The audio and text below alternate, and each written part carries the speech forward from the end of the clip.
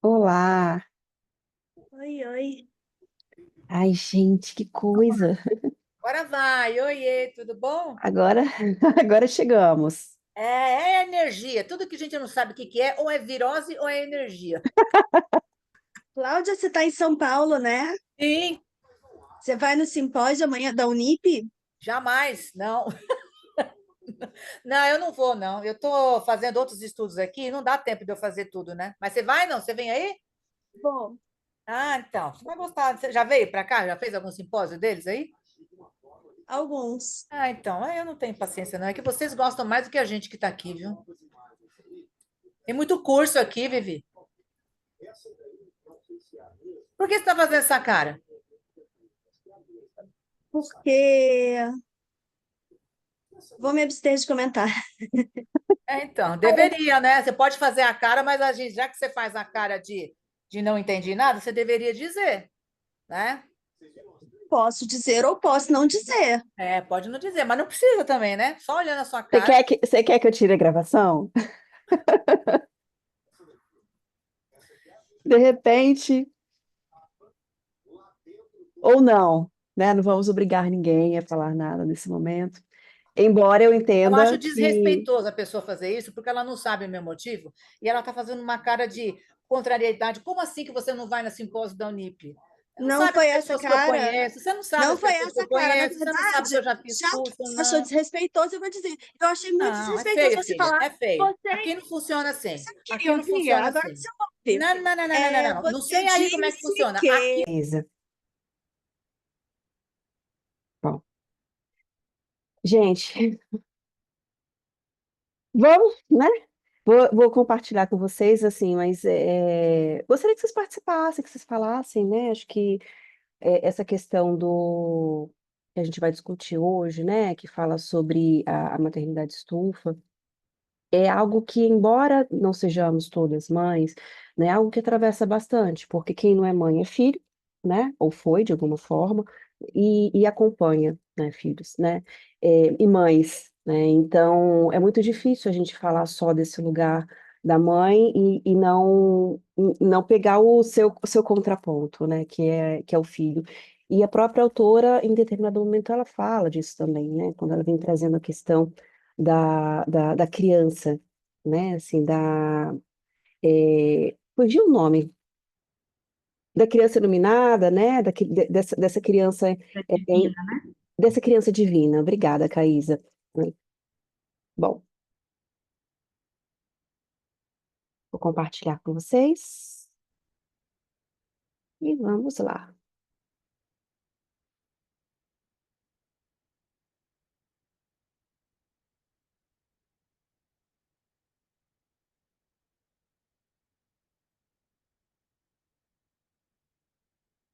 Como tá aí, gente? Tá ok? Tá ok, aparecendo o primeiro slide, né? Uhum, uhum. Sexto encontro. Bom, e aí, né? Como é que vocês recebem essa questão do mito da mãe perfeita? Né? Como é que vocês percebem isso na clínica de vocês? Como que vocês percebem isso, no entorno de vocês? Né? Como que isso mexe, afeta vocês de alguma forma? Sempre tentando pensar um pouco mais nessa questão clínica, tá, gente? Sempre a gente tentando olhar por esse lado, né?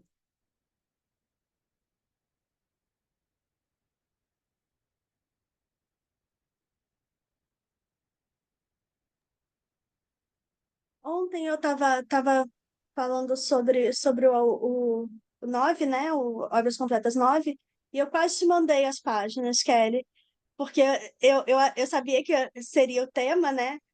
E o, o, o, os parágrafos eram exatamente sobre o complexo materno, sobre como isso interage na psique, né?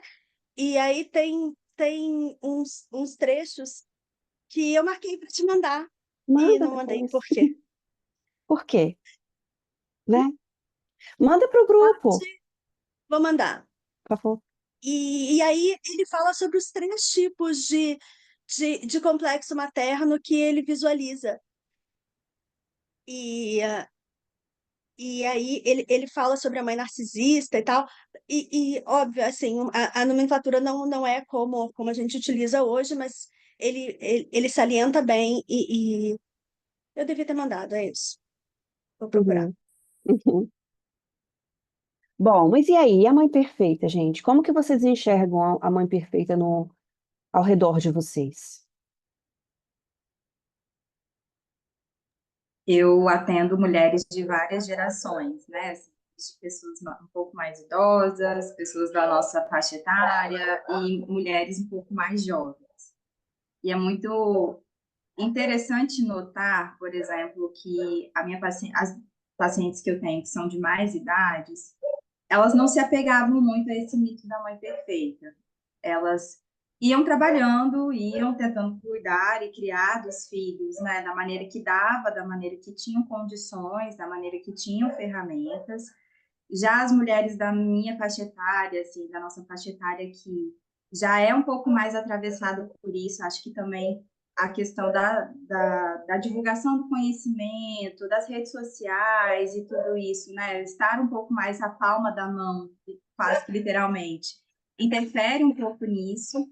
E o quanto as meninas mais jovens, né, as adolescentes, as jovens adultas, já são atravessadas por isso de uma forma extremamente negativa, a ponto de pensar que não querem ser mães, justamente por conta desse mito mesmo, né? De saberem que não tem como ser mães perfeitas, mas que ao mesmo tempo serão cobradas para serem mães perfeitas, e por isso a maternidade é uma questão hoje vista como um ponto negativo. Uhum, Então, eu vejo assim, né, o relato, claro que todas elas são atravessadas por isso, até, né, a faixa etária já mais perto ali, já são mães de adultos ou mãe ou avós.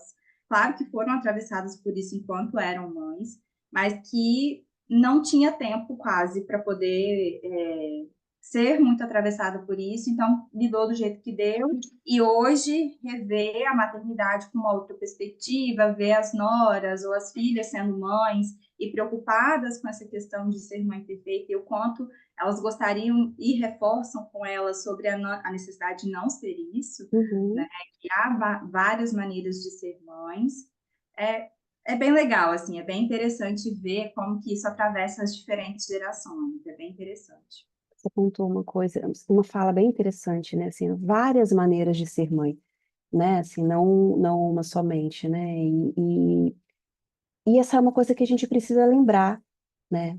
A gente precisa lembrar para cada uma dessas mães, para cada uma pessoa que acompanha a mãe, né? Para cada uma pessoa que fala para outra mãe, né? Porque também tem esse processo. Você se torna mãe, você já é palco para uma série de apontamentos, né? Do que você deve ou do que você não deve fazer, né?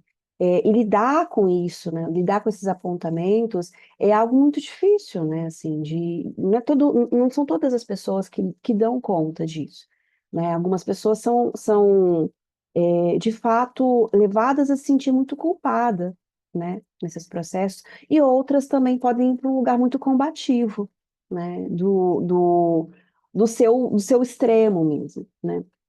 E eu me lembrei um pouco nesse você falando, né, sobre essas várias formas, né, de ser mãe, de um movimento também que está tendo agora muito forte, não lembro o nome que se dá, mas é de um retorno a, a, a aquele ser esposa e ser mãe como a...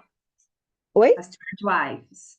Isso, né? E do como que isso tem ficado muito forte, né? Assim, nesse momento também, né? Assim, à medida que a gente vai num processo, que é um processo de descobrir essa maternidade de uma forma mais ampla, de uma forma menos culpabilizadora, né? De perceber enquanto uma mulher que é muitas outras coisas além de mãe, a gente também tem o seu oposto, né? Que é tentando reforçar muito esse lugar de então você tem que ser mãe, tem que ser a mãe padrão, tem que ser a esposa padrão, né? E tem que lidar com esse vai e vem, né? Com esses dois tipos, vários, né? Mas esses são talvez os mais extremos, tipos de pensamento ao mesmo tempo que se tensionam aí, né? E que é, de alguma forma podem sim trazer um prejuízo, mas podem trazer para a gente também uma possibilidade de refletir sobre esses aspectos, né? Então, o que que a gente vai fazer com esses movimentos? O que que a gente vai fazer quando a gente lidar com uma pessoa que chega para a gente, seja uma amiga, seja um paciente, em um desses pontos, né? Então, você tem que ser assim, realmente perfeita dessa forma, ou você tem que ser assim, combativa o tempo todo, né? O tempo todo, né? Porque ser combativa também é importante. A agressividade é importante, inclusive no aspecto do materno, você sentir raiva também é importante, né? O que é preciso tomar o cuidado é o que que se faz com essa raiva, né? Se a gente pensa assim, nesses processos de ser mãe, ser pai, né? Ser mãe, né? Com a criança, sim, em algum momento você vai ser levado por esse lugar de raiva, né? E ok, porque você é um ser humano, porque nós somos seres humanos, né? Mas o que que a gente faz com essa raiva, né? Porque se a gente nega que esse sentimento existe, né, na gente, a gente corre o risco de agir de uma forma muito pouco consciente, né? Aí vem, às vezes, uma postura mais desse estilo passivo-agressivo, né? Ou aí vem um descompensar mesmo, né? Um desorganizar mesmo nesses processos.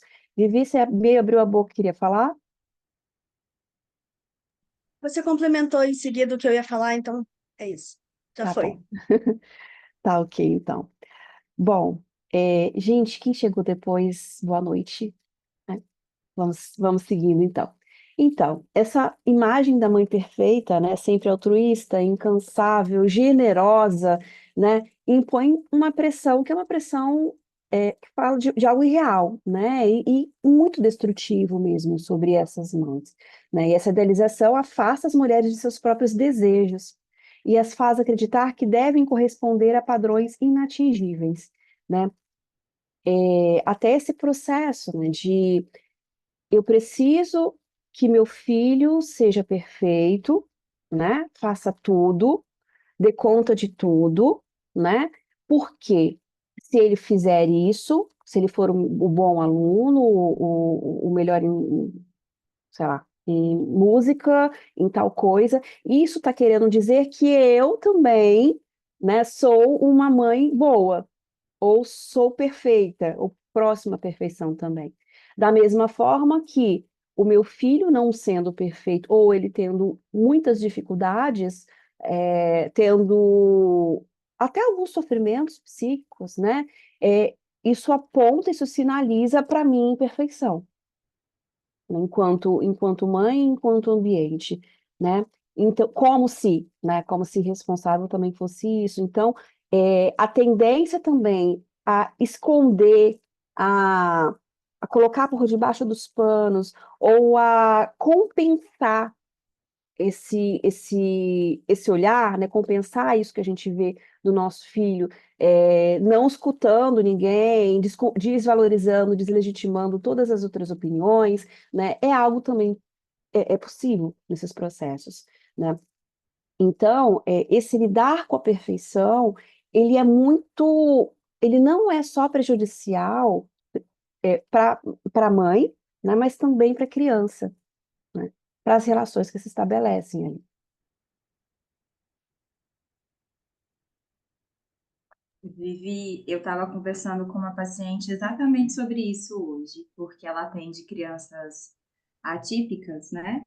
E o quanto ela vê nas mães esse sofrimento que não é acolhido, né? Nessa questão de a própria expectativa com relação desde a gestação, obviamente, né, sobre esse filho, essa filha que vai vir.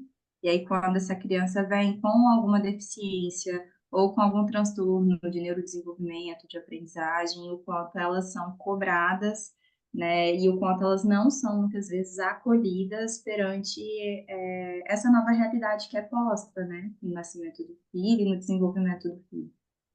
Uhum. E é interessante, né, Caísa, que até pouco tempo atrás se divulgava muito, né, assim, como se a responsabilidade de fato fosse da mãe geladeira, né, assim, era o nome que se dava, né, para essa forma de cuidado, né, e a gente vai percebendo com os avanços dos estudos que não é isso, né? Mas ainda assim, como isso fala de toda uma história, né, de toda uma visão que foi sendo construída, culpabilizando essa mãe, isso permanece, mesmo que a gente tenha aí a ciência dizendo que não é, né? Então, de alguma forma, a culpa vai caindo, né, sempre nessa mãe, né? Como em várias outras situações que diz respeito a filhos, né? Assim, filho na escola, filho com os amigos, filho em qualquer situação, né? A responsabilidade, a culpa ainda é muito da mãe, mesmo com os pais entrando mais nesses processos. Pode falar, Vivi. Antigamente tinha muito esse movimento de tentar ver, tentar negar quando o filho tinha algum transtorno. Sim, hoje em dia o movimento é o oposto. Você até usa o transtorno para justificar as falhas do filho. Uhum, uhum, Então, assim, olha, ele não alcançou tal objetivo, mas olha, não é por incompetência, ele tem uma questão, ele tem uma neurodivergência, ele tem um transtorno, ele tem. Então, saiu daquela coisa de ter vergonha da neurodivergência, da tipicidade, para usar isso de outra forma. uhum, uhum. O E que, olha, o que é uma grande vantagem para a criança também, porque a criança também pode ser acolhida nesse processo. sim, pode, pode. Mas por outro lado também pode se formar se construir uma imagem de si mesma, né? Que é uma imagem extremamente limitada, né? Pode não ser, tá? Mas isso é um outro movimento também, né? De que eu não vou conseguir em hipótese nenhuma, né? Assim, não é o não consigo nesse momento, minhas dificuldades aqui precisam ser entendidas, acolhidas, e ser construída uma outra estratégia para lidar com isso, para receber isso, né? Isso eu entendo que seria o interessante para se pensar, né? Mas a gente percebe o outro ponto também, né? O se tornar o transtorno, né? E sendo o transtorno, o que se é além disso? O que se pode além disso, né? Bom, e aí a gente já está falando um pouco disso, né? Quais são os efeitos dessa busca da perfeição, né? Como que essa idealização contribui para o esgotamento também emocional e físico das mães, né? É importante a gente pensar um pouco que acho que a psicologia também tem muita responsabilidade, né, nesses processos da culpabilização da mãe, no que diz respeito ao desenvolvimento de sofrimentos psíquicos dos filhos, né? E aí eu acho que tem um autor, né, que não é da psicologia analítica, mas é quem está com a gente aí em outros momentos, já está escutando a gente falar, né, que é o André Green, que traz a ideia do complexo da mãe morta, né? É, bem en passant, o que seria isso, né? Seria essa mãe que, por motivos de algum tipo de sofrimento, como uma depressão ou luto, né? Ela foi impossibilitada, ela esteve impossibilitada de investir, né, afetivamente nessa criança, nesse bebê, né? Investir psiquicamente nesse bebê, né? Nessa criança, né? E isso gera, assim, uma série de dificuldades para essa criança, isso é fato, né? Porque a criança precisa, assim, de um ambiente suficientemente bom, um ambiente saudável, né? Um ambiente com algum nível de organização e afeto para que ela possa se sentir segura para se desenvolver, né? para criar autonomia, para se perceber enquanto um indivíduo, para se perceber na relação com o outro, né? Só que não é só isso, né? Se a gente tem essa mãe, né, que não pôde oferecer isso, a gente pode também ter um pai, né, que ofereça esse cuidado, que ofereça o cuidado à mãe, mas que ofereça esse cuidado à criança também, que ofereça enquanto esse ambiente, né, esse ambiente organizado e amoroso, né, capaz de ser um espaço potencializador dessa criança. E ainda que não exista esse pai, a gente pode ter uma rede, né? A gente pode ter outras pessoas que se colocam nesse lugar, né? Mas se a gente tem uma mãe só, mesmo em uma comunidade, mesmo em uma família, mesmo em uma casa com um pai, né? Mesmo em uma casa com a própria mãe, né? Mãe da mãe, e outras pessoas, né? Essa mãe não vai conseguir sozinha se oferecer enquanto esse lugar. Então é um sofrimento para ela e um sofrimento para essa criança, né?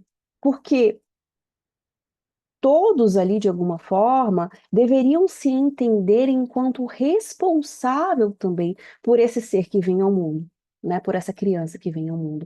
E não só essa mãe, né? Que por muitas vezes está exausta, está esgotada, quando não está deprimida, né?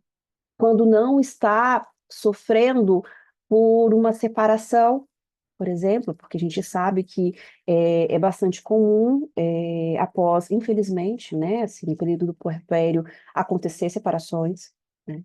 Se a gente tem aí um companheiro ou uma companheira que não consegue perceber essas dificuldades, dessas mudanças que acontecem, né? Então, se a gente tem uma maternidade solitária, isso é ruim para a mãe e é ruim para a criança, né? Isso provoca um sofrimento muito significativo, né?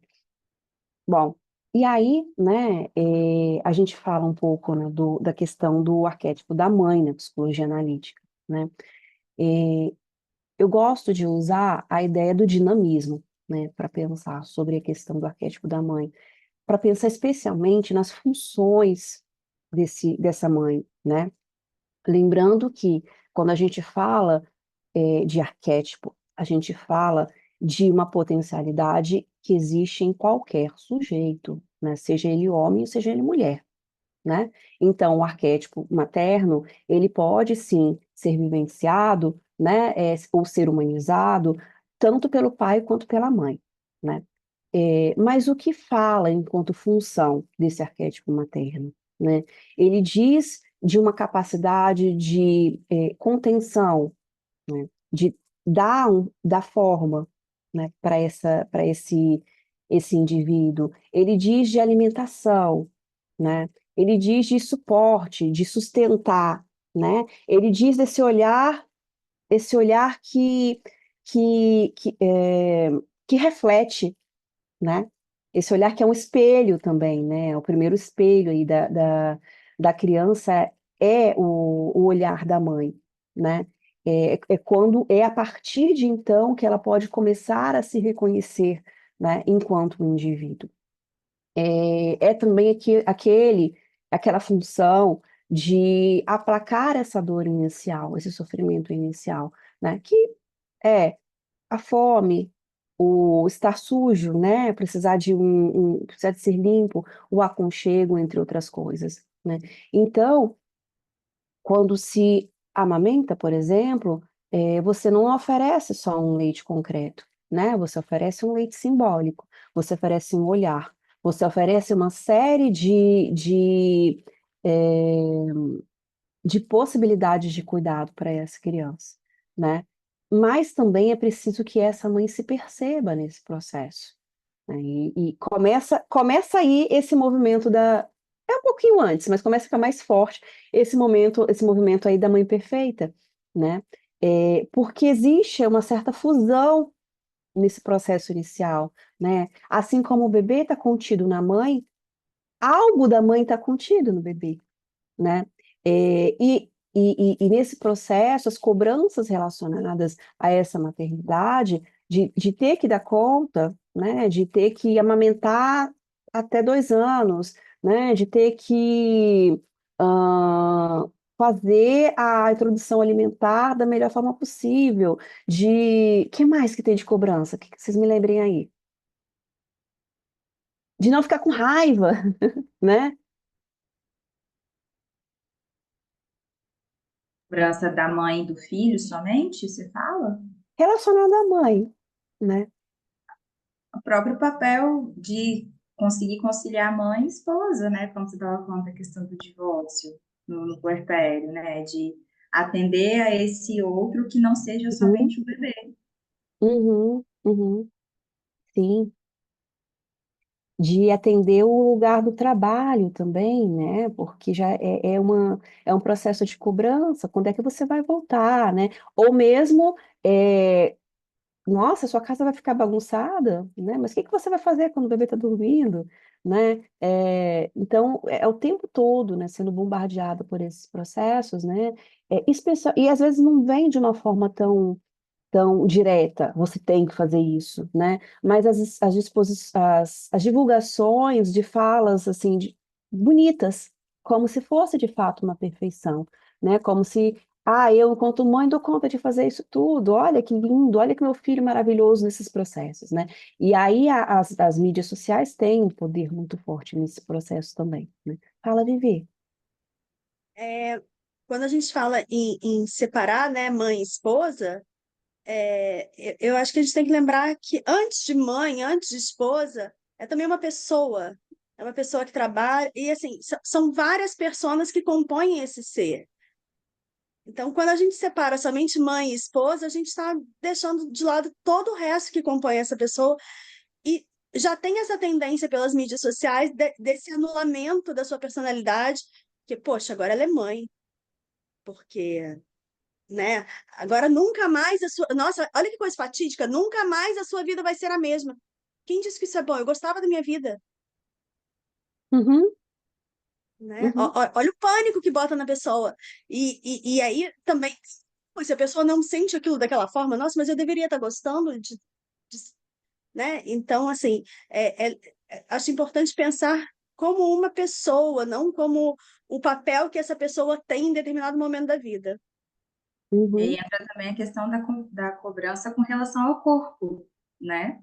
Já que a gente está falando dessa pessoa enquanto pessoa, para além dos papéis, e o corpo dessa pessoa que também é cobrado o tempo inteiro. Ah, tá muito magra, ou engordou demais, ou não sei o quê, ou vai malhar quando, não vai, né? Tudo isso. Enquanto ela se reconstitui enquanto indivíduo também por meio do corpo, mas o quanto esse corpo é totalmente atacado o tempo todo também.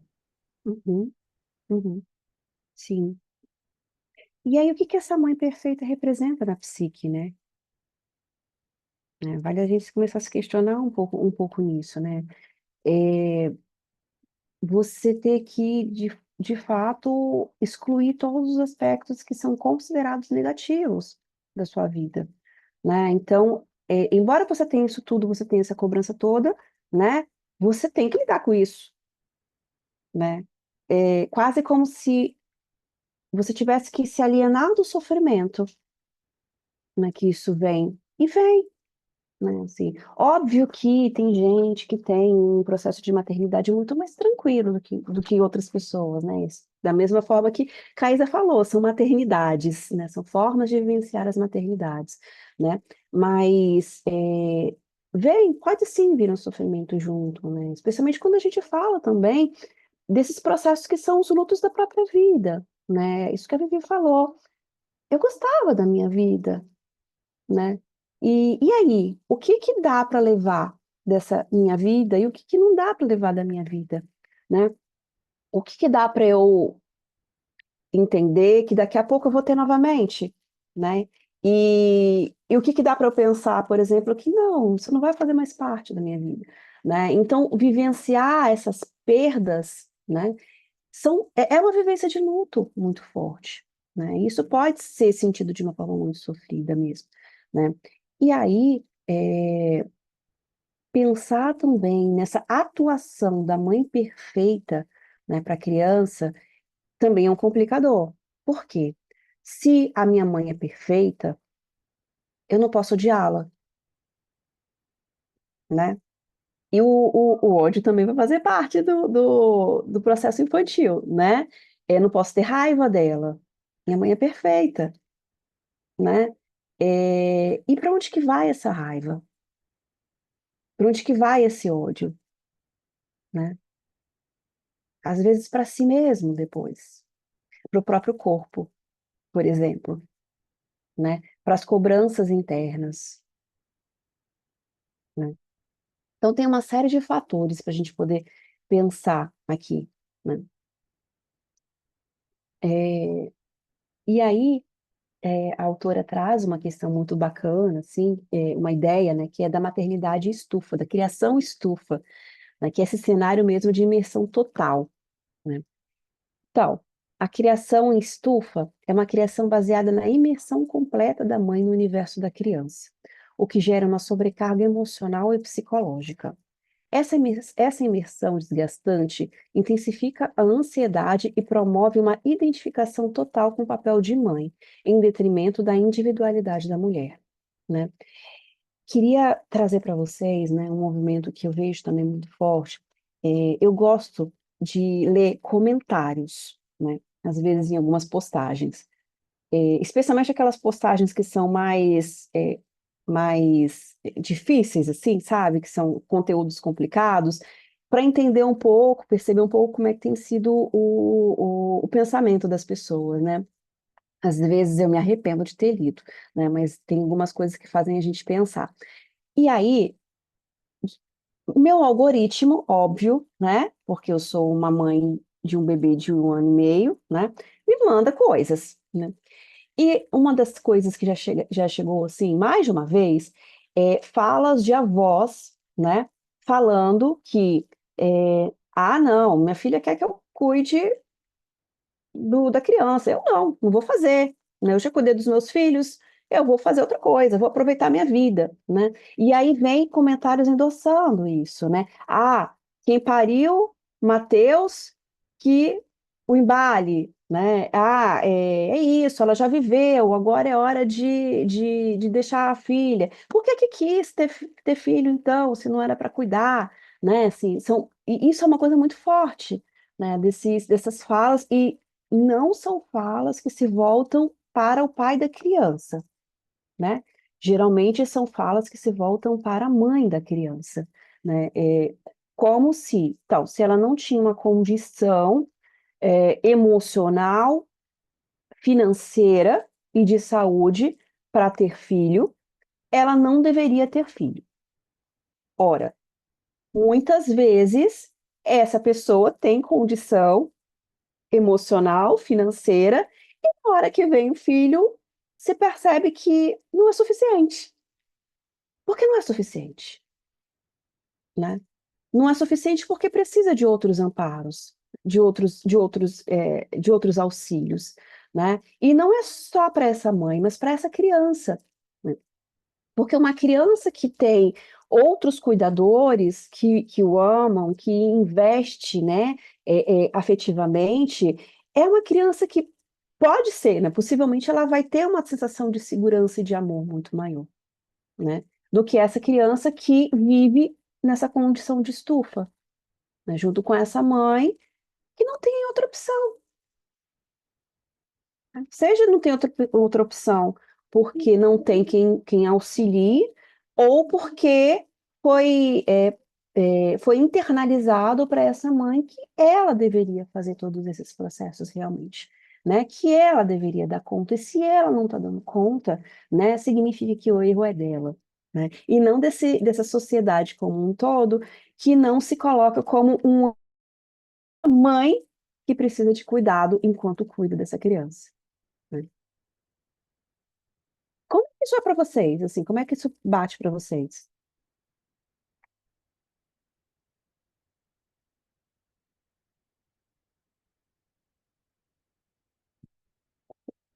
Cri, cri, cri, cri, cri. Tem um ditado Eu que acho fala, que né? é assim. Desculpa. Rapidinho, Thalita e depois Janine. Pode falar, Thalita. Obrigada. Tem um ditado que fala It takes a village to raise a child, né? Você precisa de uma comunidade inteira para criar uma criança. E eu nunca tinha me atentado mesmo a isso até eu ir estudar terapia ocupacional durante o curso, vendo a maneira como as relações se atravessam e como realmente o pai e a mãe sozinhos não têm capacidade de dar conta de tantas questões, não só assim de coisas práticas, tipo, levar e buscar, né, sei lá, passou mal e eu tenho que trabalhar, mas para além disso, né, outros atravessamentos que compõem o processo de educar e fazer uma criança crescer. Então, se a comunidade não se responsabiliza, fica complicado, né, porque o pai e a mãe sozinhos, até o Estatuto da Criança e do Adolescente falam também da responsabilização jurídica da comunidade sobre a vigilância da criança, entre outras coisas. Então, é complexo, mas também não é consenso entre as pessoas, né? Muita gente não entende dessa forma. Às vezes, família, como você trouxe a questão das avós. Então, se os outros não assumem com você, como é que você vai fazer? É complicado. Uhum. Janine? Então, eu ia dizer que, do ponto de vista prático, eu acho difícil essa construção, esse compartilhamento, né? Porque quando eu fico pensando, quando as famílias moravam em comunidades, lá na roça, por exemplo, né? As crianças eram criadas tudo junto, né? Meu pai conta as histórias dele. Eu sempre tenho um exemplo localizado, mas não tão distante da gente. Tinham muitos irmãos, as famílias eram maiores. Essa coisa eu acho que era mais fácil. Hoje, todo mundo está matando um leão por dia, né? Acho difícil pensar nessa visão real, né, da impossibilidade dessa carga que fica para essa mãe e para esse pai, mas não vejo um senso, né, uma possibilidade prática de reverter isso, Kelly, assim, você vê? Uhum. Vejo, mas deixa eu... Vivi, pode falar, depois eu volto. Quando a gente fala que as crianças eram criadas todas em comunidades, todo mundo cuidava tudo, né? Mas e o desenvolvimento de cada um? E a subjetividade de cada um? Onde ficava? As crianças não eram vistas como seres. As crianças existiam, simplesmente. E quanto mais nova a criança, menos direito ela tinha. Então, assim, eu não sei. Deu certo, mas era a melhor coisa? Eu não vejo como sendo o ideal também, essa Uhum. coisa de criar todos em comunidade. Assim, a comunidade é muito funcional como rede de apoio, mas a individualidade e a subjetividade de cada um tem que ser respeitada. Sim, e a gente sabe que não existia muito, né? Assim, olhar, a criança era um mini adulto, né? Nesses processos, quando ela sobrevivia, né? Porque também era um processo muito comum, né? As famílias muito grandes, né? Que tinham 15, 20 filhos, às vezes, dos quais, às vezes, metade morria, Os de né? 7 anos cuidavam dos de 2, e aí, que surpresa, a Sim, criança de 2 anos morria, porque estava sendo cuidada por uma criança de 7. sim. Sim, então precisava desse apoio, mas não era do apoio é, real, sabe? O apoio que a criança precisava mesmo. Isso aqui precisava de outro tipo de apoio, né? De adultos, de pessoas que pudessem olhar de fato, não de outras crianças que o fizessem, né? Mas também tem um outro movimento, assim, que obviamente, né? A gente está falando de uma falta de um outro momento do conhecimento. Não vou nem falar de falta, né? Mas de um outro momento do conhecimento, né? Então, com esse processo de que as crianças não sobreviveriam, ou muitas delas não sobreviveriam, o investimento afetivo também era reduzido, né? Como uma para muitas pessoas, né? Como uma forma até de proteção. Não vou, pode ser que, né? Pode ser que viva, pode ser que não, né? Então, não vou me envolver tanto. Isso tem mudado muito, né? Acho que cada vez mais a gente entende que a sobrevivência infantil, né, tá muito maior, embora quando a gente está falando ainda de algumas localizações que são economicamente muito prejudicadas, isso pode continuar acontecendo, né? Mas dentro da nossa sociedade de hoje, né? como essa sociedade se constrói, né? Com cada um matando um leão por dia, como a Janine coloca, né? Como pensar esses processos de cuidar dessa criança que nasce, né? Porque, usualmente, quando essa criança está para nascer, assim, está sendo gerada, ou mesmo quando ainda é um sonho dentro dessa família, né, e dessa família expandida também, ela é recebida muitas vezes com muita felicidade, né? Ou com muita cobrança ou com muita felicidade, né? Vai vir meu netinho, meu sobrinho, minha sobrinha, né? Uma criança para essa família, que coisa boa. Então, se deseja o compartilhamento dos aspectos bons, os aspectos gostosos, né, desses processos, né, nessa relação. Mas e o outro ponto? Né? E toda dificuldade que vem junto com essa criança que também chega, como a autora coloca, né, chegada de uma criança é um processo de transformação também, né? É uma ideia de que algo novo está acontecendo, de uma mudança tá acontecendo, né? E aí essas famílias que seriam redes de apoio, que poderiam ser redes de apoios, ficando presas nesse lugar de então, todo mundo trabalha, todo mundo faz isso, todo mundo faz aquilo, às vezes não faz nada, né? E o muito pouco que se faz pode ser bom, né? Por exemplo, é, a, vamos colocar, a avó trabalha pra caramba, né? Mas ela consegue tirar um tempinho durante a semana, né, para ir lá ver essa criança e ver essa filha ou esse filho, né, porque os homens também estão sofrendo com esses processos, né, e se colocar, se oferecer para alguma coisa, mandar uma marmita, sabe? E fazer a comida, e levar, se colocar, deixa eu lavar a roupa, né? Deixa eu ficar com você um pouco para você poder fazer suas coisas, para você dormir, né? Porque o que acontece é que para muitas mães isso não acontece, nem isso, né? E essa maternidade estufa é levada muito a ferro e fogo, né? Porque não tem apoio, né? E não tendo apoio, acaba muitas vezes tendo que, então, vou ter que dar conta de tudo sozinha mesmo, né? Então vai ser assim, vai ser do meu jeito. E vamos parar para pensar. O não ter nem o como você tá, você precisa de uma ajuda, né? É o não ser olhada. E o quanto não ser olhada ou não ser olhado, né? Vamos falar do ser olhada aqui porque a gente está falando da maternidade, se remete também àquela vivência que a Vivi está questionando antes, né? Assim, da ausência de subjetividade, né? Você é mais uma. Você é mais uma que está nesse mundo que está todo mundo fazendo um monte de coisa. Então você se vira aí, né? Você não tem uma outra função nesse momento que é o de cuidado de uma criança, né? Que é de ser esse ambiente para que essa criança viva. E viva não só fisicamente, mas psiquicamente, né? Então existem coisas, sim, que são possíveis de serem feitas, mesmo à distância, né? É óbvio que a gente está falando hoje de uma vivência que muitas avós e muitos avós continuam trabalhando com 70 anos, não podem levar numa escola, né? Isso é fato, ou estão adoecidos, né? Não podem ajudar com mais intensidade. Mas será que não podem fazer nada? Né? É, é algo para a gente poder pensar, e se não pode fazer nada, que outro tipo de rede é possível construir? Né? Além da rede paga, é claro, né? A rede paga acaba sendo a mais utilizada na atualidade, né? A escola passa a ser rede. A escola é rede de apoio.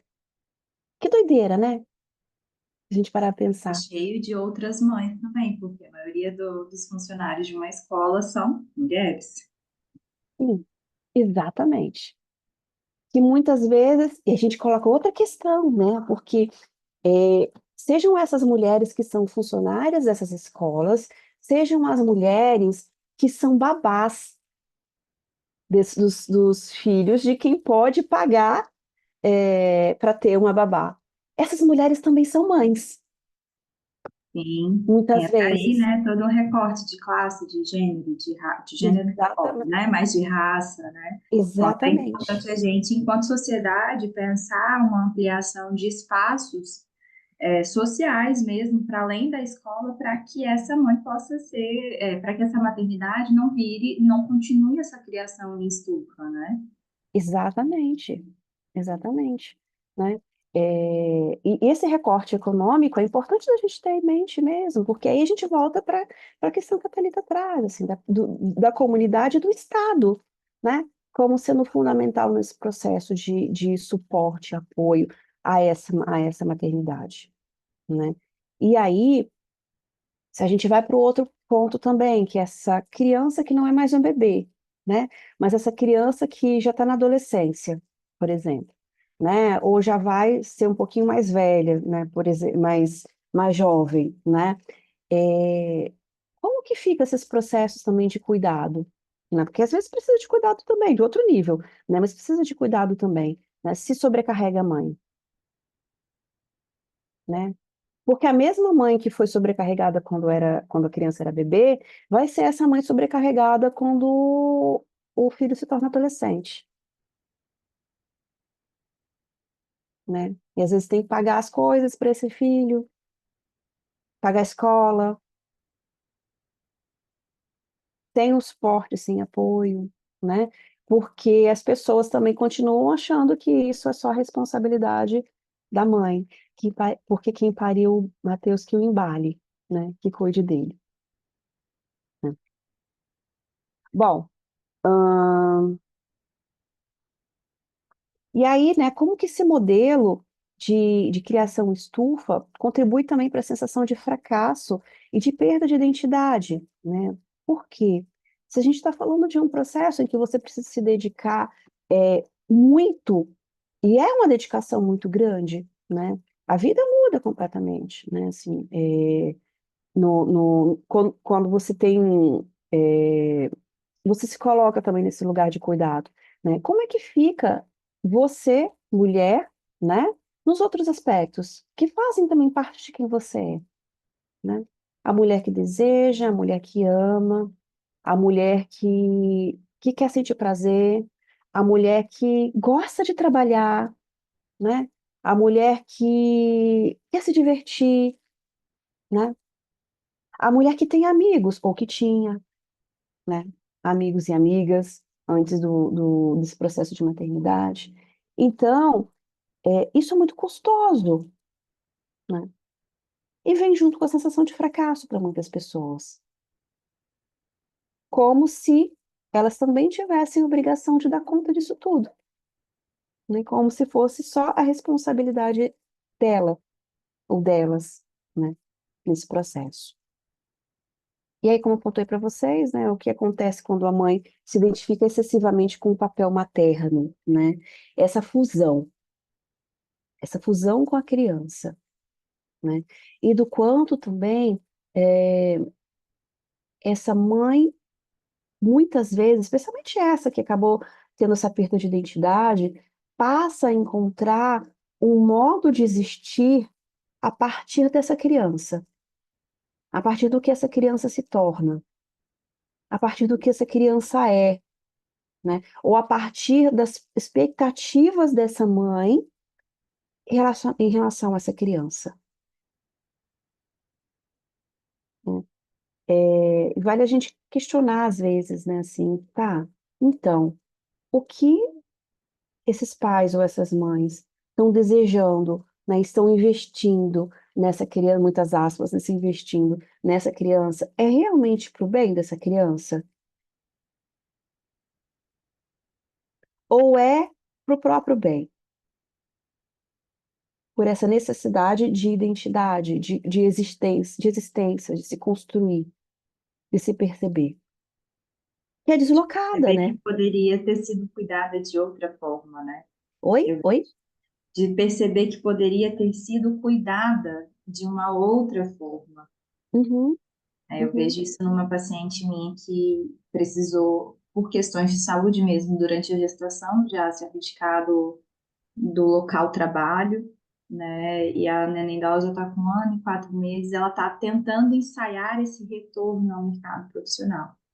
Mas o quanto foi sofrido ao longo da gestação e desse primeiro ano de idade da filha, ela identificar a forma como ela cuida da filha dela, que ela considera que seja saudável, por questões de autonomia, por questões de escolhas, né, novas que são feitas, que não foram feitas pela mãe dela quando ela era neném. Que a mãe dela Uhum, voltou a trabalhar quando tinha 15 dias de parida, uhum, né? Quem cuidou dela foi outra pessoa, não foi a mãe, né? uhum, E como isso tudo vai trazendo justamente, né, essa criação retoma todo esse complexo que não foi, obviamente, elaborado em outro momento, que a maternidade escancara a partir do momento em que ela escolhe cuidar da própria filha, né? Ela e o marido fazem esse arranjo para que ela volte para o mercado de trabalho depois de um certo tempo que a neném tiver. Então, uhum, é quase palpável, assim, como que o cuidar que ela exerce é também uma tentativa de curar o cuidado que ela não recebeu, ou que ela gostaria de ter sido, de ter recebido, né? uhum. Sim, sim. O outro cuidado é de pensar que isso tem um limite também, né? Sim, claro, Até esse cuidado em relação a essa criança, mesmo que seja o vou fazer diferente do que fizeram comigo, né? Precisa do limite, precisa ser enxergado esse limite, porque limite também é cuidado, sim. E ela né? tem aprendido muito sobre isso mesmo, né? Quando vê, por exemplo, que ela fica desesperada que a filha caiu. E aí a gente fala, mas ela vai cair. Ela vai bater a cabeça. Ela vai ralar o joelho. E ela se alivia de saber que isso vai acontecer, que pode acontecer. Claro, ela não vai deixar a criança se jogar de uma escada, né?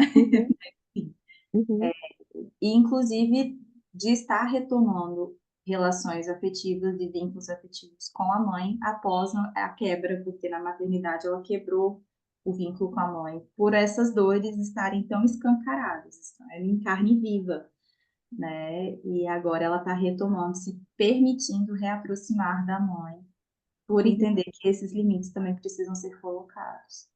uhum. É interessante a gente pensar, né? Assim, que quando nasce uma mãe, né? A filha está ali aflorando também, né? Está ali com essa possibilidade de nascimento e renascimento também, né? Não à toa que ela precisa ser cuidada, né? E o quanto que, tô aqui viajando, tá? O quanto que, de alguma forma, essa é uma possibilidade até de reatualizar esse processo de cuidado no nível materno, que não foi feito de uma forma adequada, né? De uma forma boa para essa criança que agora é mãe, né? Porque a gente tem essa possibilidade também, né? Não é porque a relação com a mãe, né, foi ruim na infância, que ela não pode modificar, que ela não pode ser atualizada, né?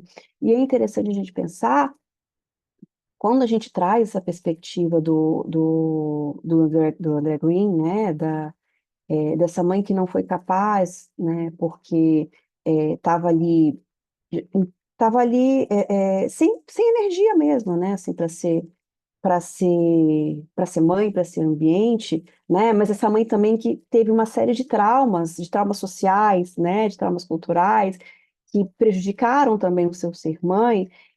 A gente pode começar a olhar essa mãe da mãe de uma outra forma, né? Como alguém também que sofreu, né? E alguém que passou as suas feridas, né? É, fugiu a palavra que se dá para isso, né? Mas que teve feridas e que passa essas feridas também para a filha, né, no processo de cuidado, né? E o que pode ser feito de mudança nessa relação, né, quando essa filha também se torna mãe, né? E quando a gente está falando dessa fusão, aí não está falando sobre o limite, né?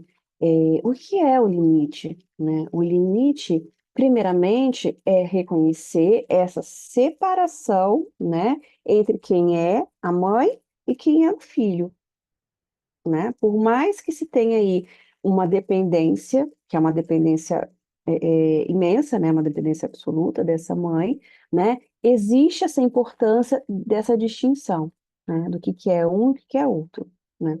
Isso é importante tanto para essa mãe, para se perceber, começar a se perceber, né? Enquanto, voltar a se perceber enquanto uma pessoa inteira, né? Mas também para que esse filho possa se construir enquanto uma pessoa inteira também, ou pelo menos que busca, né, ser inteira, né?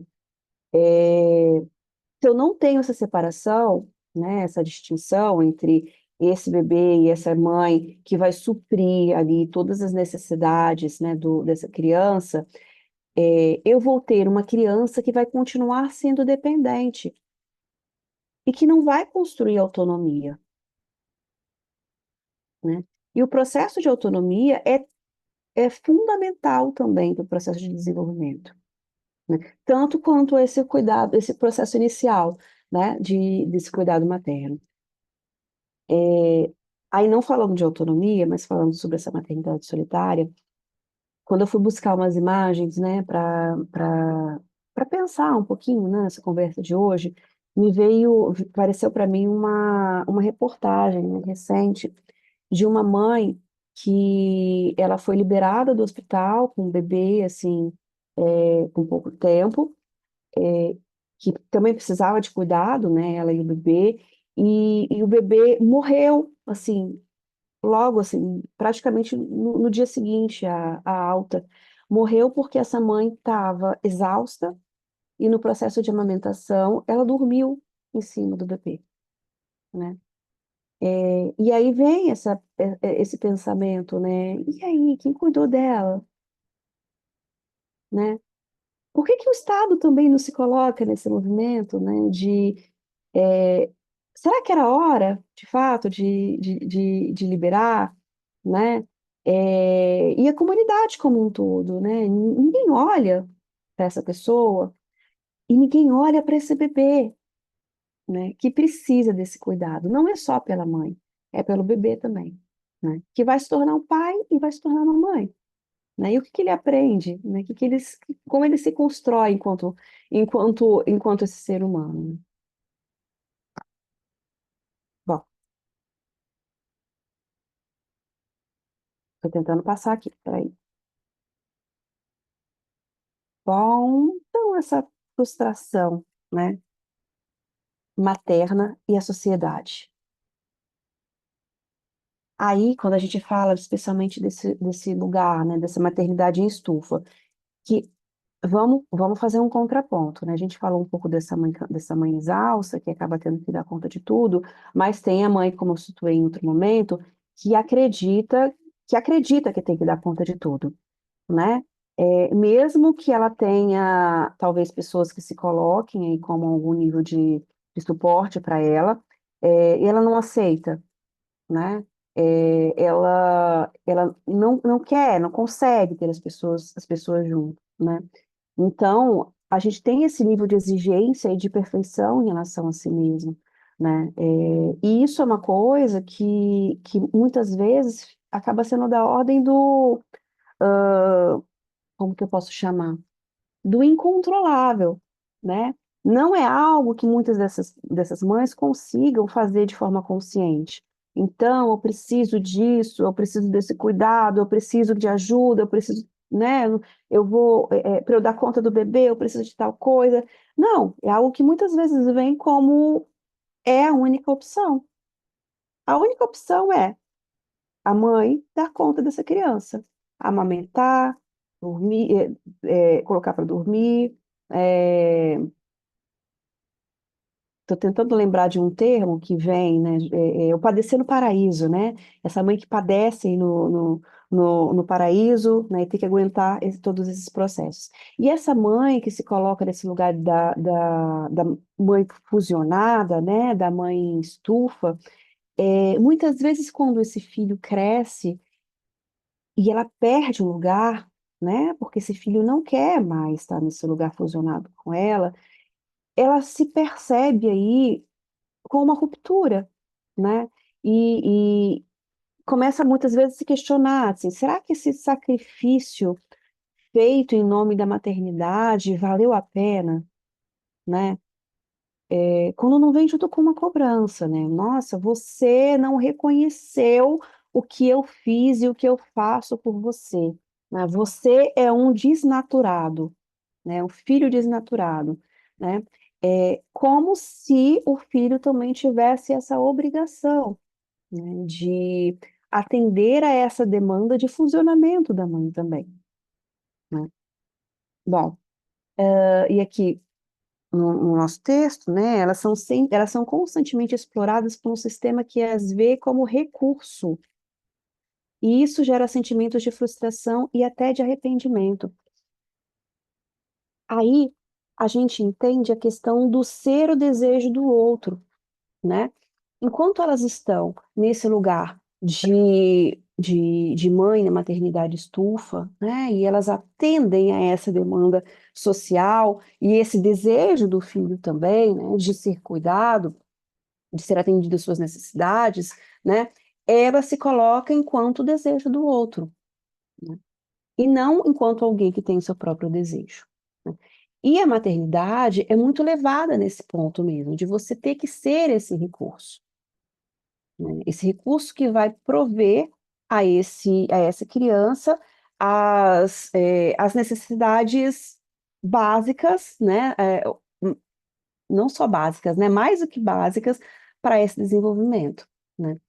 Mas se você aposta tudo nesse processo de ser o desejo do outro, né, de atender esse lugar, de ser esse recurso, né, isso também pode gerar uma certa frustração, porque em algum momento essa mãe não vai mais ser demandada a ser esse recurso.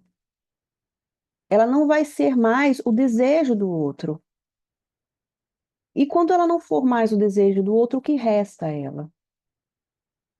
Se ela não for esse ser desejante, esse ser que tem desejo, esse ser que também investe a si mesmo de afeto, né, de libido, de planejamentos. E como que a sociedade alimenta a exploração, essa exploração da mãe, né? De que forma o arrependimento materno pode ser expresso e reconhecido, né? Como é que a gente pode fazer isso, né? Eu coloquei um monte de pergunta hoje para a gente poder pensar, né? Como a sociedade alimenta essa exploração? E por que que faz isso? Vocês já pararam para pensar por que que faz isso? As hipóteses que a gente pode criar? Segundo Valesca Zanello, dispositivo de controle, né? Poder. Sim, sim. E essa é uma discussão que a Polly vem fazendo também, né? Quando está falando do pós-Segunda Guerra, e aí se utiliza muito dos conceitos do Bowlby, né? De apego, como uma estratégia. Nada contra, tá, gente? A teoria do apego eu, inclusive, gosto, tá? Não tenho uma capacidade de falar sobre ainda, né? Mas eu gosto. Mas a gente entende que a forma como foi usada, né, muito provavelmente, e foi amplamente difundida, né, provavelmente não foi para o bem da criança, né, mas foi também por uma espécie de necessidade de poder, poder, né, e controle dessa mulher que estava no mercado de trabalho, né, roubando, aspas, muitas aspas, esse lugar e esse papel do homem, né, e que de alguma forma ela precisa voltar para casa, né? Sair desse lugar, deixar esse lugar para o homem, não ser mais a concorrência dele, né? E qual a melhor forma de fazer isso que não colocar todo esse poder na mão da mulher, né? Então, se a beleza era um poder que a gente vem trabalhando aqui, a maternidade é vendida como um poder, né? Pode falar, Vivi. Eu tenho uma paciente de 21 anos que entrou no modo vou assistir toda a Malhação que tiver na Globoplay. Ok, beleza. Aí ontem ela teve sessão e aí ela me mandou um link do Globoplay. Ah, eu queria que você assistisse isso. Assisti. Tá bom. A cena era a seguinte: a Lília Cabral, ela tem um filho e uma filha. E ela é casada com o Paulo Gorgulho. O Paulo Gorgulho é o único que trabalha na casa. A, a, a filha é a Priscila Fantin. E o filho é aquele menino que fez o Cazuza no filme. E aí o Paulo Gorgulho traiu a Lília Cabral e ele foi posto para fora de casa. Nisso, ele perdeu o emprego. E aí ele volta para casa e a Lília Cabral fala assim: Mas você está sem trabalho e eu estou sem trabalho, você não está conseguindo, eu vou começar a trabalhar.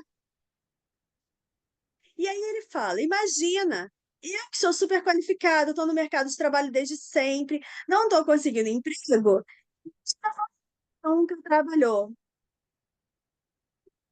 E aí ele desmerece ela, assim, desqualifica de várias formas e tal. E eu não sei como é que continua, eu só vi essa cena, não sei. E aí, assim, a questão era como ela se sentiu diminuída, desvalorizada em 1999, tá? É, é, é Isso é é o de recorte de 99? 1999. 99. Gente. Uhum, 99. uhum, E sim, aí a minha paciente trouxe isso e falou assim, mas eu nasci pouco depois disso, mas eu não imaginava que no final no início dos anos 2000 era assim. Ela nem falou final dos anos 90. Eu imaginava que as mulheres trabalhavam. Não, esse é um recorte desta família em questão. Não, não era sempre assim, mas é, é, de certa forma, em algum lugar existiam as mulheres que não trabalhavam ainda. uhum, E o mercado para a mulher sempre foi mais difícil, sim. Mas ela uhum, ficou muito impressionada. sim.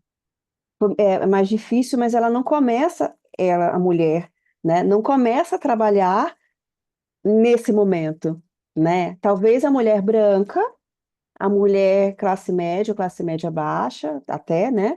Começa a trabalhar nesse momento, porque a mulher preta, E a Lília né? Cabral era Já trabalhava. fisioterapeuta.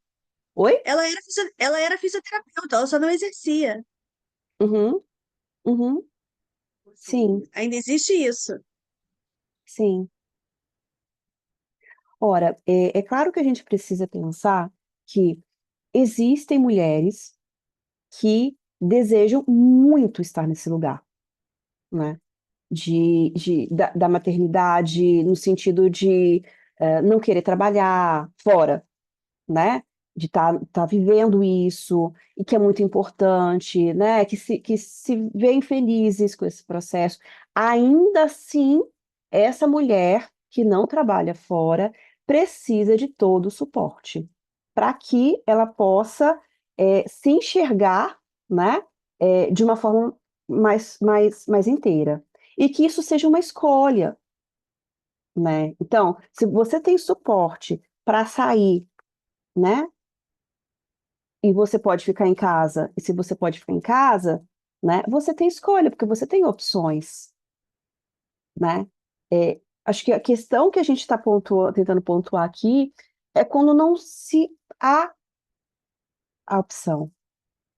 Se não há opção, não há escolha, né? E se não há escolha, é controle, é poder, né? E nesse processo que ela vem discutindo, né, vem questionando, e aí também outras autoras, né, vem falando, né, o investimento aí, uma teoria que reforce que sim, o cuidado, ele é fundamental, né, esse apego, esse essa dedicação, ela é fundamental para se construir aí, se constituir uma psique que seja autônoma também, mas que seja segura, né? A gente fala do apego seguro, é, isso pesa, né, para essa mãe. Então, a partir desse momento, não só disso, tá? Isso aqui eu acho que é algo que a gente pensar, mas a partir desse momento, isso traz uma responsabilidade muito grande para essa mãe, novamente. Por quê? Porque se essa criança não sobrevive psiquicamente, aí não estou falando do sobreviver fisicamente que a gente tinha antes, né? Mas se ela não sobrevive psiquicamente, a responsabilidade é dessa mãe, né? Então, esse processo de controle, né, assim, acaba sendo muito, muito intenso, porque essa mãe não se vê como opção e acaba tendo que ficar em casa mesmo, né? Ou se virar em duas para ter o que a gente já conhece muito bem, que é a dupla jornada, ou tripla jornada, né? Casa, trabalho e filhos. E esposa também, né? Porque também entra nesse processo, porque a esposa muitas vezes acaba sendo a mãe do marido, né? Em termos de cuidado, de ter que fazer as mesmas atividades, as mesmas funções, quase como se faz com os filhos, né?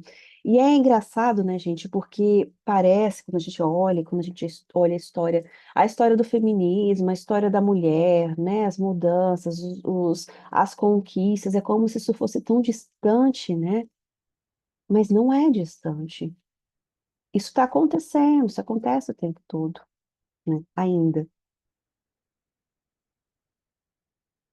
E aí, quais são os sinais, né, de uma identificação excessiva com o arquétipo materno, né?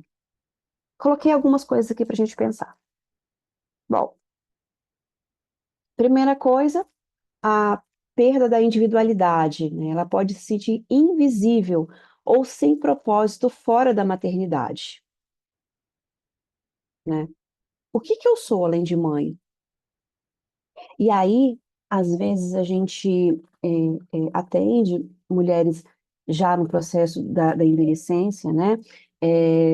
Que os filhos já não estão mais tanto no dependente, né? Ou tão próximos assim, que acaba vindo com um sofrimento muito grande porque perdeu um papel, né, uma função e não conseguiu construir outras. Não foi possível a ela construir outras, né? Quando ela ainda tinha uma condição maior, né? De ter de enxergar essas possibilidades. E muitas vezes o nosso papel ali, como alguém que está junto, seja lá como for, seja terapeuticamente ou não, é ajudar a enxergar outras possibilidades do ser na vida e do estar na vida, ainda que seja aos 70 anos, né? Aos 80 anos. O sacrifício excessivo, muitas vezes negligenciando o próprio bem-estar físico, emocional e psicológico, né? Não ter tempo para cuidar de si, não ter tempo para comer, não ter tempo para dormir, não ter tempo para ir ao banheiro, né? É, eu, Eu vi um meme outro dia, né, que mandaram para mim. Não é a minha situação, mas a situação de muitas mulheres, né? Qual que é o seu hobby? Né, perguntando para a mãe, né? Ah, meu hobby na atualidade é poder tomar um café sem ser interrompida, né? Meu hobby é poder ir ao banheiro sem ser interrompida, tomar um banho, né? Que é uma brincadeira, assim, com esses processos, mas é uma realidade, né? O sacrifício excessivo nessa relação com as crianças, com os filhos, e às vezes com os filhos adolescentes também, né? Quando a gente fala das situações de crianças atípicas, né? Mães de crianças atípicas, né, Caísa, que você trouxe, é um sacrifício que se mantém muitas vezes, né? É, e essas mulheres, muitas vezes, até tendo conhecimento, né? se negligenciam. Bom, um terceiro ponto é essa ansiedade e controle, né? A mãe sente uma necessidade de proteger os filhos a todo custo, o que pode criar um ambiente superprotetor e sufocante, né? Vamos colocar alguns pontos para a gente discutir aqui, né? A gente tem em relação a essa criança, né, o fato de não não permitir a ela um espaço seguro para que ela quebre a cara, né? E que aprenda a lidar com a sua angústia, com a sua ansiedade, né? Então, essa pessoa que está nesse lugar da mãe de estufa, muitas vezes entra nessa ansiedade muito grande, nesse controle muito grande frente a essa criança, né? É como se ela tivesse que proteger o tempo todo, porque se acontece qualquer coisa, a culpa é dela, né? Então já vem aí um processo de culpabilização sendo muito forte. É, e pensar nessas angústias que acontecem até na nossa atualidade, né? Eu não sei vocês, mas nas últimas 2 semanas tem chegado muito no meu consultório mulheres, eu tendo muitas mulheres, né, com um sofrimento muito forte em decorrência desse número de situações de violência sexual que têm sido divulgados, né? A gente teve a questão do ministro, a gente teve a questão da francesa, né? É, todos vocês já acompanharam? Se não acompanhou, depois eu posso passar algum link sobre isso, né? E do quanto que isso mexe muito. Por quê? Porque a gente está falando, nas duas situações, de situações de pessoas que seriam pessoas que deveriam oferecer segurança, né? O marido e uma pessoa que estava num lugar de direitos humanos, né? E aí, quando a gente pensa numa violência cometida por um qualquer, né, já é difícil. Quando a gente pensa numa violência cometida por alguém que deveria cuidar, né, que está dentro de casa, que deveria amar, isso se torna muito maior, né? Então, o quanto que isso vem vindo muito forte nessas mulheres, né, inclusive nas mulheres mães, que começam a pensar nessa situação. E a minha filha? E o que que eu vou poder fazer para proteger a minha filha de vivenciar isso? Eu vou ter que estar o tempo todo com ela, né? Eu vou ter que proteger o tempo todo, vou ter que controlar com quem ela fala, né? As pessoas com quem ela tem contato, né? Então, esse medo, essa ansiedade, né? Esse trauma, essa vivência traumática, de certa forma, muitas vezes faz com que as pessoas entendam que se defendam, na realidade, com excesso de controle, seja em relação a si mesmo, seja em relação ao outro, de quem você precisaria estar nesse lugar de cuidado, né? Na sequência, a gente tem o sentimento de culpa, inadequação, né? Os pequenos erros ou falhas que são vistos de forma desproporcional, gerando um senso de inadequação constante, né? A criança que cai, né, Caísa? E, nossa, que mãe desnaturada que deixou cair. A criança vai cair, né? A criança vai comer alguma coisa que não devia, né?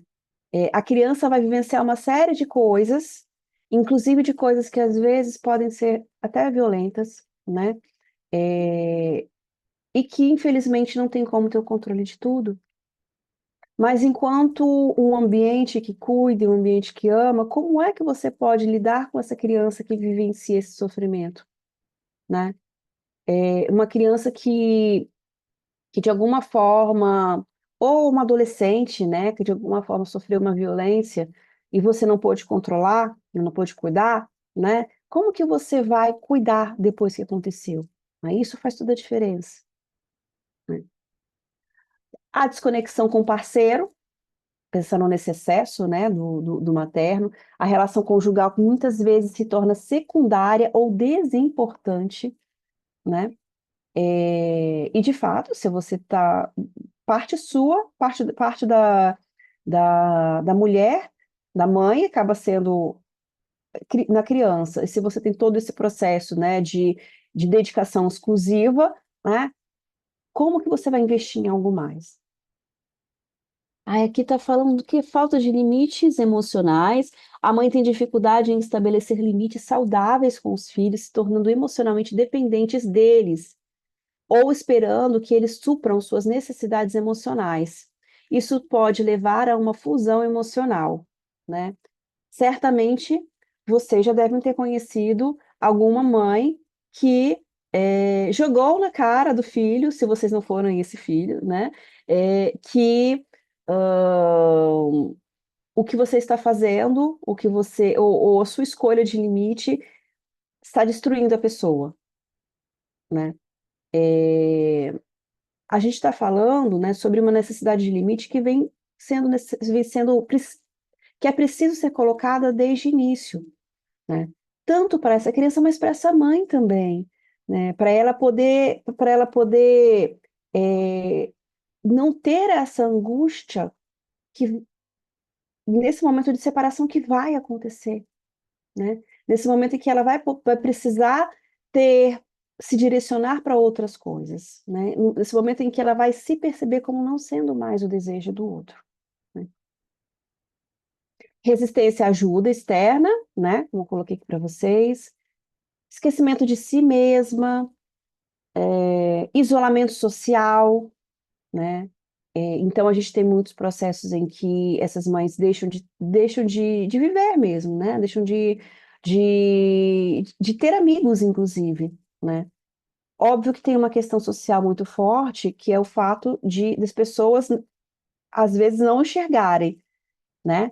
Essa pessoa que tem filhos. Mas também tem essa mulher que, identificada nesse lugar, né? Dessa mãe perfeita, né? Dessa mãe estufa, ela não vai se permitir se colocar em outros lugares.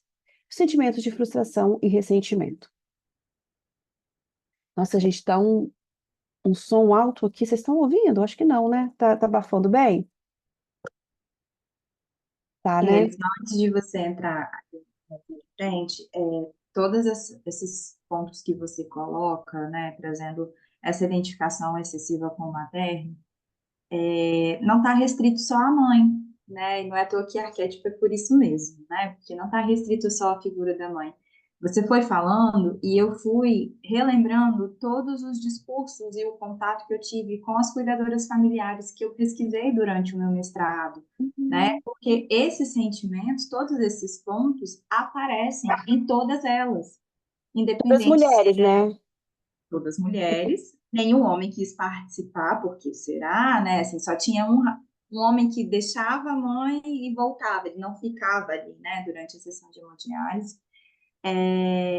Mas o quanto isso, todas as pessoas, e a gente, né, sabe, que a maioria é mulheres, essas pessoas que exercem esse papel de cuidado acessam essas características do arquétipo materno justamente por estar nessa função, porque também foi colocado socialmente que o cuidado é renegado à mulher, né? Assim, é função só da mulher. E é o que eu também ouvia delas enquanto elas estavam, e na oficina, por exemplo, que elas teriam que fazer um suporte para a Copo, que era justamente para falar sobre suporte, né? Se elas teriam rede de apoio e tudo isso, elas dão a si mesmas, porque elas são as próprias redes de apoio, né? Elas reconhecem e o quanto isso é duro, o quanto é difícil ouvir isso, mas o quanto elas também são capazes de reconhecer a potência delas sendo elas, né? Uhum, Só quis comentar porque me lembrou muito a minha pesquisa nesse sentido. uhum, uhum. Eu lembrei também, né, da sua pesquisa, daquela vivência que tinha que errar, né? Sim, Você tinha que fazer sim. um ponto errado Sim, era crochê, a né? peça era um saquinho, né, que tinha que fazer, tipo um saquinho para colocar qualquer coisa, né? E aí tinha que intencionalmente deixar um ponto errado e quando finalizado apresentar para uma outra pessoa. para ver se a outra pessoa seria capaz ou não de reconhecer se tinha ou não um ponto errado. E todas elas foram unânimes em dizer que a outra pessoa não foi capaz de reconhecer o ponto errado, só elas que tinham essa Aham, capacidade. aham. Que é isso que a gente falou da falha que é potencializada, né? O que muitas vezes para o outro não é percebido, né? Que você cometeu o erro, né? Ou fez alguma coisa fora da curva, né? Para aquela pessoa que vivencia esse lugar de cuidado, isso é muito intenso, né? Você não pode errar, né? E na realidade, quando você aprende a errar e reconhecer o seu erro e que ou reconhecer que, então, você pode fazer de uma forma diferente aqui, né? É também essa relação de você poder lidar com a ambivalência dos sentimentos, né? Dos sentimentos maternos, né? Queria fazer uma relação, a partir do que você falou também, uma pessoa da área dos cuidados paliativos, né? Ela falou comigo, acho que todo mundo conhece, gente, a questão dos cuidados paliativos aqui? Alguém não conhece? O que é? O que significa? Todo mundo conhece, né? Ou alguém não? Manifeste seu. Tá. Acho que todo mundo balançou com a É, cabeça que sim. ela falou assim para mim, é interessante, Kelly, porque é muito mais comum, assim, quase não acontece, da mulher poder ter um momento da boa morte em casa, com a família, né? Quando acontece, é porque a gente teve uma filha que levou, né? Ao contrário dos maridos, que é muito mais forte, muito mais presente esse movimento de levar para casa, para ser cuidado também nesse momento da morte, né? Então, o quanto que, tanto no lugar da vida, mas quanto no lugar da morte, e aí a doença vem representando muito isso também, né, Caísa? Esse arquétipo materno, ele se faz muito presente, né? Essa vivência do materno se faz muito presente. E continua sendo muito a função da mulher, né? E não do homem, né? Para a gente poder finalizar, né, por conta do nosso horário, estou estendendo um pouquinho, porque a gente começou um pouquinho depois, né? Então, essa ambivalência dos sentimentos, né, algo que a gente vai discutir um pouco melhor depois, né, é algo que precisa ser pensado, né? A idealização das mães e dos filhos faz com que o ódio e o ressentimento sejam suprimidos e ignorados. Mas se você preserva esse objeto externo de sua totalidade, né, se você preserva esse filho, né? Ou esse marido, né? Essa pessoa externa da sua totalidade e o enxerga só como é esse que não pode ser odiado, esse que não pode receber a raiva, né? O que que acontece? A culpa ou a vergonha excessivas que vão acontecer e o ódio se volta para si mesmo, né? Mas aí cenas dos próximos capítulos, a gente continua daqui a 2 semanas. A gente continua com esse capítulo que estava previsto mesmo de ser um pouquinho mais extenso que os outros, tá bom? Um beijo para vocês, então. Não vai ter print hoje? Ai, vamos, peraí, deixa eu só tirar aqui. Alguém, porque eu não consigo. Eu vou tentar aqui. Todo mundo sorrindo. Janine terminando ali. Vamos lá. 1, 2, 3 e foi. Obrigada, gente. Um bom final de Obrigada, boa semana para noite. vocês. Até a próxima. Tchau, tchau. Tchau, tchau. Obrigada, boa noite.